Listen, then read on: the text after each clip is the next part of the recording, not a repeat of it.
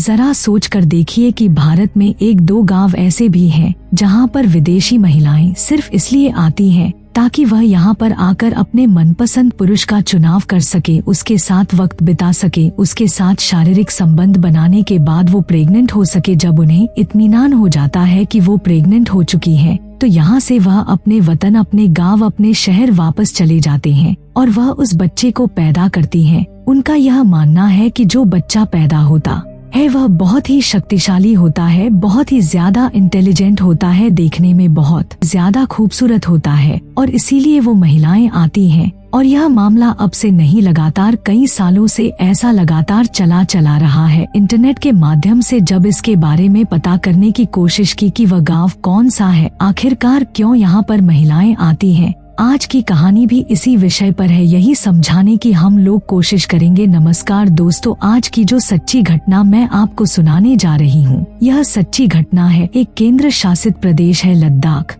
और इसी का एक जिला लगता है जिसका नाम है कारगिल। कारगिल का ही एक इलाका है आयरन वैली। दरअसल मैं बात इसी जगह की कर रही हूँ, इन्हीं गांव की कर रही हूँ। दरअसल इससे पहले कि मैं गांव के बारे में आपको बताऊं, लेकिन इस बात की तस्दीक करती है साल 2007 में आई एक डॉक्यूमेंट्री फिल्म, जिस फिल्म को बनाया था संजीव सिवन ने। संजीव सिवन ने इस फिल्म का नाम रखा था Achtung baby in search of purity. दरअसल यहाँ पर जो महिलाएं आती हैं, एक ऐसे व्यक्ति का चुनाव करने के लिए आते हैं ताकि जिससे चुनाव करने के बाद वो उसके साथ वक्त बिता सके, उसके साथ रह सके, उसके साथ सो सके और वो प्रेग्नेंट हो सके। कारगिल में ही 70 किलोमीटर दूर एक गांव है जिसका नाम है दारचीक और उससे लगभग 10 किलोमीटर दूर एक गांव का नाम है गारकोंडाहनु।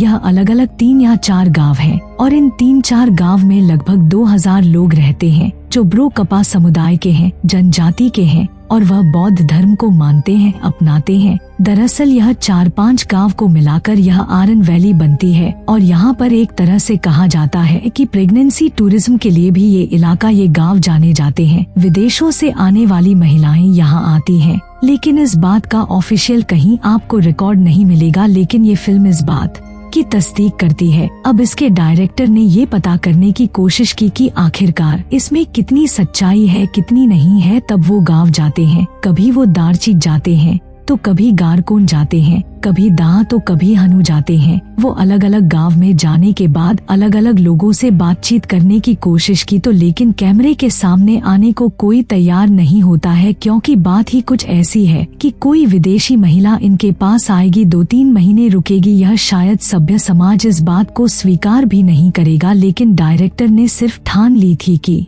आखिरकार सच क्या है। इस बात का पता लगाने के लिए उस व्यक्ति ने गांव में अलग अलग लोगों से बातचीत की और बातचीत करने के बाद पता चलता है कि एक जोड़ा है जो फिलहाल लेह में रह रहा है, यानी कि अच्छे होटल में उसका रहना सहना है और वो इन्हीं गांव का रहने वाला है एक व्यक्ति, और जो महिला है वह जर्मनी की है। आखिरकार उसने कड़ी मशक्कत की, डायरेक्टर जिसका नाम होता है संजीव शिवन, और वह पहुँच जाता है उसी होटल में, उसी जगह पर, क्योंकि उस व्यक्ति के जो परिवार की उसकी पत्नी होती है, उसके बच्चे होते हैं, उनसे पता चल जाता है, क्योंकि उनके पास अच्छे अच्छे खाने की वस्तुएं होती हैं, उनके पास अच्छे अच्छे गिफ्ट होते हैं। जब बच्चों से पूछा जाता है कि गिफ्ट कहाँ से आए, तब उन्होंने कहा कि एक विदेशी महिला आई थी, उस विदेशी महिला ने ही उनको गिफ्ट दिए हैं। आखिरकार वो होटल पहुंचता है। होटल जाने के बाद ये पता करने की कोशिश कर रहा था कि क्या बात है, तभी उस पुरुष ने तो बातचीत करने से बिल्कुल भी इनकार नहीं किया। उसने कहा ठीक है, मुझे कोई ऐतराज भी नहीं है। लेकिन जब उस जर्मनी की उस महिला से पूछा गया तो उसने कहा कि मैं अपना नाम भी नहीं बताऊंगी और अपनी पहचान भी उजागर नहीं करूंगी, लेकिन आप जो मुझसे पूछना चाहते हैं वो पूछ सकते हैं। और वैसे भी मैं यहाँ आने वाली कोई पहली महिला नहीं हूँ और वैसे मैं यहाँ आने वाली कोई आखिरी महिला नहीं हूँ। यानी कि उस महिला ने साफ जाहिर कर दिया कि वह पहली और आखिरी नहीं है, बल्कि यहाँ पर पहले से भी महिलाएं आती थी और आगे भी आती रहेंगी। जब इसके बारे में पूछा जाता है कि आखिरकार तुमने ऐसा क्यों, ये इन गाँव के लोगों को तुम क्यों चुनते हो, तो उन्होंने कहा कि यहाँ पर खासकर जर्मनी की महिलाएं आती हैं, फ्रांस की आती हैं और यूरोप कंट्री की कई देश हैं जो जहाँ की महिलाएं आती हैं, और यह प्रचलन तब से ज्यादा शुरू हुआ जब से इंटरनेट जब दुनिया भर में फैला तो वहाँ दूर दूर के लोगों को एक दूसरे की विशेषताएं, एक दूसरे की बुराइयां ये इंटरनेट के माध्यम से, सोशल मीडिया के माध्यम से आसानी से पहुँच जाती हैं। और यह इंटरनेट के माध्यम से ये पता चला कि जब भारत में सिकंदर महान आया था यहाँ पर युद्ध करने के लिए, इसको जीतने के लिए, लेकिन भारत को वो जीत नहीं पाता। यह बताया जाता है कि जो उसके सैनिक होते हैं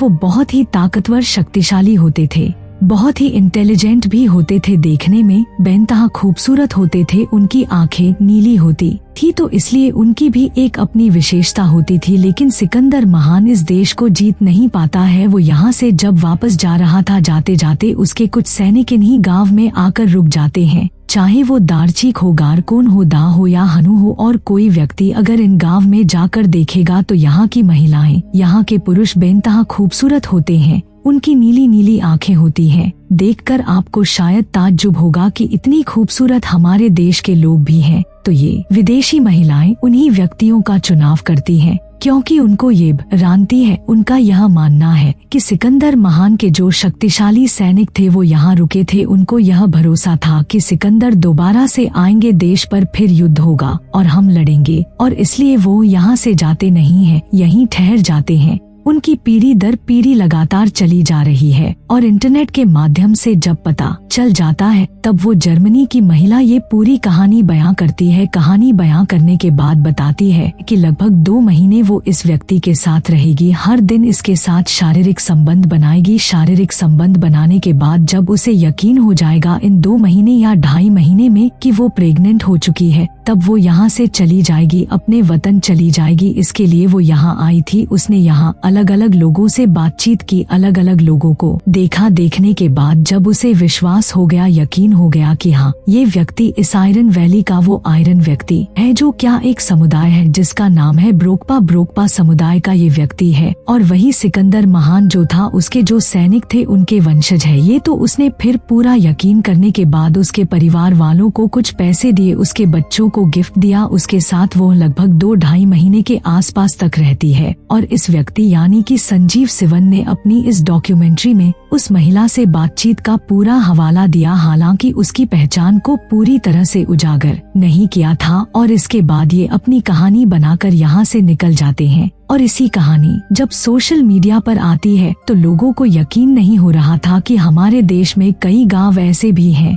जहां पर विदेशी महिलाएं सिर्फ प्रेग्नेंट होने के लिए, सिर्फ गर्भ धारण करने के लिए आती हैं, ताकि उन्हें लगता है कि ये बच्चे सुंदर भी होंगे, यह बच्चे इंटेलिजेंट भी होंगे। कौन नहीं चाहेगा कि उसका बच्चा अच्छा हो, सुंदर हो। तो ऐसे ही मैं और ये सर्च करने की कोशिश कर रही थी, चाहे वो जी न्यूज हो, चाहे वो जनसत्ता हो या फिर आज तक हो, कई ऐसी वेबसाइट है। उस वेबसाइट पर भी इन गांव का हवाला दिया हुआ है और इसमें बताया गया था कि ये जो जिस समुदाय के लोग हैं, उस समुदाय के लोग किस भगवान को मानते हैं, किसको नहीं मानते, उनके बारे में बहुत सारी डिटेल दी जाती है। लेकिन और मैंने पता करने की कोशिश की तो 20 सितंबर 2023 को श्रीनगर का रहने वाला एक व्यक्ति होता है जिसका नाम है भाईजान व्लॉग के नाम से वो अपना व्लॉग बनाता है। और उसने इस गांव का वाकई दौरा किया और ये जानने की कोशिश की कि आखिरकार इसमें कितनी सच्चाई है, कितनी नहीं है। तब वो कारगिल पहुंचता है, कारगिल से इन गांव में पहुंचता है और गांव में पहुंचने के बाद यह पता करने की कोशिश कर रहा था, अलग अलग बहुत सारे लोगों से मुलाकात करता है। मुलाकात करते करते कुछ लोगों ने यह कहा कि स्वीकार भी किया कि वाकई यहाँ पर विदेशी महिलाएं आती हैं,